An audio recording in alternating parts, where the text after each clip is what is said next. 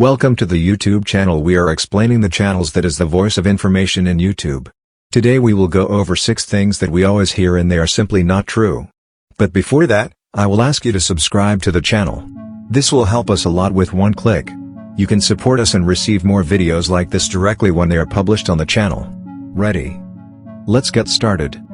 Myth 1. Most of you have probably heard that you should not swallow gum and that if you have already swallowed gum, it will stay in your stomach for 7 years. This is not true. The material from which gum is made is really difficult to digest, but we swallow things that our stomach has a hard time digesting all the time, such as Coca-Cola and cow's milk, and nothing happens to us. It just passes to the other side like anything else. However, it is not recommended to swallow a very large amount of gum at once because too large a lump of material that is difficult to digest can cause a blockage, but there is really no problem if you swallow a little gum at a time. In case gum stayed in our stomach for 7 years, we would expect to find chewing gum when we perform surgery on people. And that is absolutely not the case. Myth 2. Napoleon was short. Napoleon Bonaparte is known as one of the greatest conquerors in the history of the earth. Well, that short Frenchman who is called the Napoleon complex. If you knew Napoleon personally, this description would not help you because Napoleon was not short and was actually slightly taller than his French contemporaries. This mistake probably stemmed from the different way the British and French measured height and the fact that Napoleon was always seen in the Royal Guard. His also did not help because there was a minimum height requirement to be accepted into the Guard and all the guards were tall. In any case, the British media immediately seized the opportunity and distributed caricatures of Napoleon as a short, power-hungry dwarf at every possible opportunity. As you can see, it has caught on quite well to this day. Myth 3. We were told that if we make a face for too long we can get stuck like that. It's like it's not right. To make a face we need to contract our facial muscles. Contraction of muscles is done in this case through commands that go from the brain through the nervous system.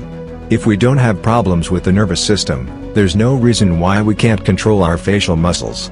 And in general, if it were possible to get stuck, then why don't we hang out with our eyes closed and a mouth full of saliva when we sleep for a very long time? Myth 4. We are told that if we turn around when we're wet we'll get sick. This is not necessarily true. The connection between cold and disease is complex and we're still researching it, but we do know that diseases are caused by bacteria and mold, not by a change in temperature. Cold does put a certain strain on our body, because it forces it to spend energy to warm up. And in cases of extreme cold, you can also get hypothermia, but there's no problem with being a little cold. Myth 5. In sports classes at school, we are taught that when we run we should inhale some air and exhale it through our mouths. The next Olympics are in a year. It will give you a great opportunity to look at the runners and see that they both inhale and exhale through their mouths. Inhaling through the nose has its advantages, but it is not critical enough. When we run, we consume much more energy than we consume at rest. This means that we also need more oxygen. Breathing through the mouth allows us to get much more air into our lungs, so it is advisable to both inhale and exhale through the mouth. Many people think that Scandinavian countries have particularly high suicide rates due to the fact that they have almost no daylight in the winter.